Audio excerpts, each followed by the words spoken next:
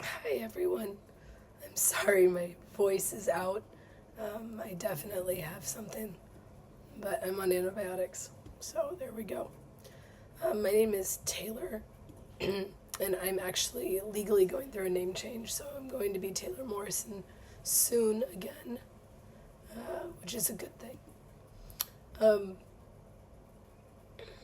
I decided to go into getting a master's degree in counseling after being in special education for over 15 years.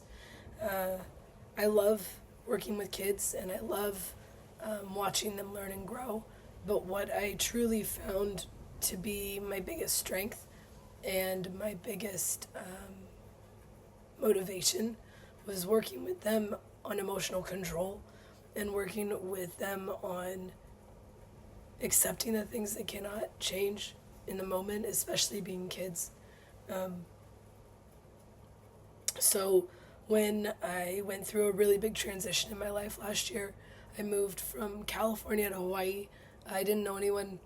I left everything behind in California. Um,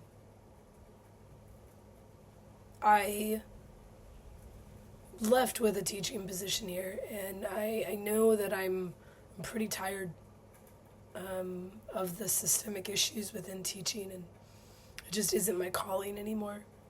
So, for the past 4 or 5 years, I've been really wanting to go into counseling, and so I decided to go for it. And I got into University of the Cumberlands, and I'm so excited to eventually be living the life that I want and see for myself.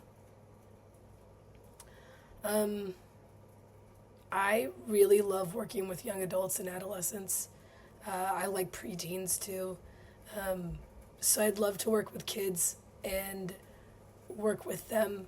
The harder part in working with that population is that it's out of your control. It's out of their control, right? Like as a 37-year-old woman last year in June, I was able to say, yeah, no, I'm out. I'm going to leave. I'm going to change my life. I'm going to move on. And as a 17-year-old or a 13-year-old, you don't have that choice. So that's kind of the biggest challenge I see with it. But I do want to work with adults as well, as I do feel that that is when you have the most control over your life, over what it is you want and what it is you need, and how you can help people get there.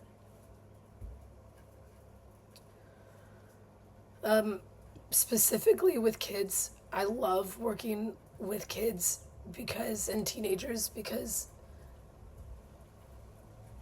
they are seeking the help and they want the help, but they also have so much inspiration, I guess. Like they're motivated in a different way. Like, I don't know, it's just always been a thing for me. I love working with kids. I love working with teens. They're a special population. Specifically junior high. I love junior high kids because they're so like, they want to be independent, but they're not. And they know they're not, so they're like, I'm going to do what I want to do. And then when everything falls apart, they run to you and they're all upset. And they're sweet. They want to be babied still, even if they're not ready to admit it. The information that I found interesting was something that I completely agree with and have noted for a long time. Growing up in California, something I've really realized is that a lot of people don't realize that California is not mostly white. I grew up with mainly Hispanics, specifically Mexican Americans, around me, and I feel very comfortable in that culture. And so, one of the things that I really, really, really am excited for about this book, and actually want to buy my own copy just to keep for myself, is that your development cannot be taken away or changed. Your development is integrated with your culture and your ethnicity and your the other cultural contexts. So like the systemic issues. The growing up as a black young man is very different than growing up as a white small woman. And I'm really sorry for coughing right now.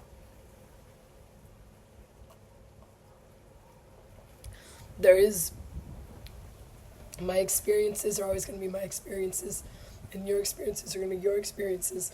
And taking away that aspect takes away a huge part of that development, because that is part of you. So in special education, we're taught to always refer to people as not their disability first, which makes sense because we are a multiple, right? Like, I am white, I am a female, I am spiritual, I am lower middle class, I am the product of divorce. These things all integrate me. You can't put one as my main label. I am LGBTQ. However, there is a pushback with people with disabilities where they will say, I am autistic. I own that. That is what I identify as. And they say that because they view it as their autism has created who they are. And so this chapter really hit home with me, or these chapters, it really hit home with me in that aspect. I will still refer to people as you have autism, or have Down syndrome, or have this, or have that. But it isn't the entirety of who you are. But if someone corrects me and they say, no, I see autism as how that has shaped me, then I will respect that. And that's really what I found to be the best in these chapters. I'm looking forward to class.